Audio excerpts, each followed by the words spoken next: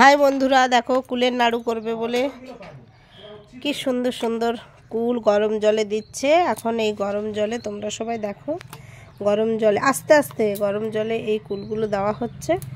তাতে কি হবে না, রৌদ্রে দিয়ে এই কুলগুলো বেশ ভালো হয়েছে। এবার রৌদ্রে দিয়ে এগুলো একটু নোংরা ধুলো টুলো পড়েছে, তো এবার গরম জলে ধুয়ে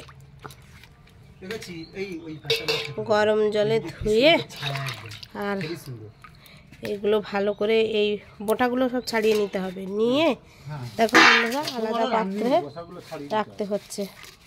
এবার এই বোটাগুলো ছাড়াতে হবে। এই বোটাগুলো এই যেমন ছাড়ানো আছে, এগুলো ভালো করে দেখো কি সুন্দর করে গরম জলে ধুয়ে নিয়ে, আর এমনি কুলগুলো নরম হয়ে আছে আগে থেকে, তার উপরে মিশুক বসে বসে করছে। এগুলো ভালো করে করে দাও। তা তুমি ধরো এটা। এগুলো কি সুন্দর ধুয়ে আর ছাড়িয়ে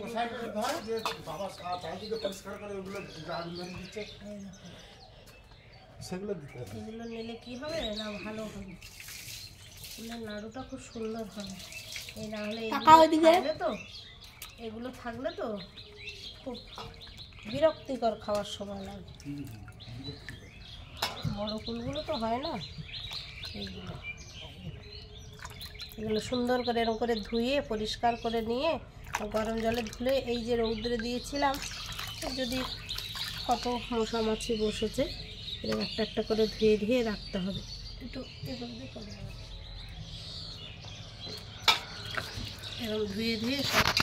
দেখো বন্ধুরা, এই যে কুলগুলো গরম জলে দিয়েছি, দেওয়ার পরে যেগুলো ভালো কুলের মধ্যেও এইরকম পোকা থাকে, এই দেখো, সেই গরম জলে দেওয়ার পরে কুলগুলো কীরকম পোকা ঠিক ঠিক করেছে, এইগুলো ভালো করে বেছে নিতে হয়। এই জন্যে গরম জলে দিতে হয়।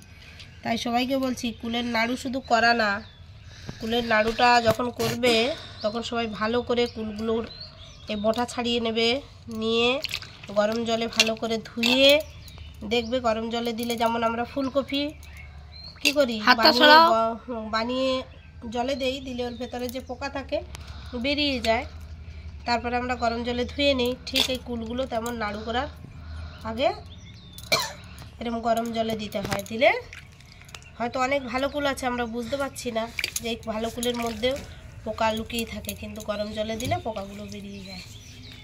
তাই সবাইকে বারবার বলবো, কুল নাড়ু করার আগে এই দেখো বন্ধুরা, এত কুল, তার মধ্যে কত অল্প কুল হয়েছে। বন্ধুরা, চানাচুর নিয়ে এসে বসবে, বসে বসে খাবে আর কুল নাড়ু তৈরি হবে। এই যে এনার নাম নূতন সৃষ্টি হয়েছে গণেশ। খাওয়ার আগে চানাচুর খেয়েছে, আবার এখন চানাচুর নিয়ে বসছে। বন্ধুরা, এই যে প্রিয়া চানাচুর হেভি সুন্দর খেতে, এতে টক ঝাল মিষ্টি হেভি সুন্দর। কি কি দেওয়া থাকে একটু দেখি দাও। হ্যাঁ, এই দেখ, এই দেখ, দেখা, এই সামনে ভালো, কিন্তু এই যে ভেতরে করছি, এই যে পুরো পোকা, এই যে পুরো এই যে পোকা, এই যে, এই জন্যই গরম জলে দাও।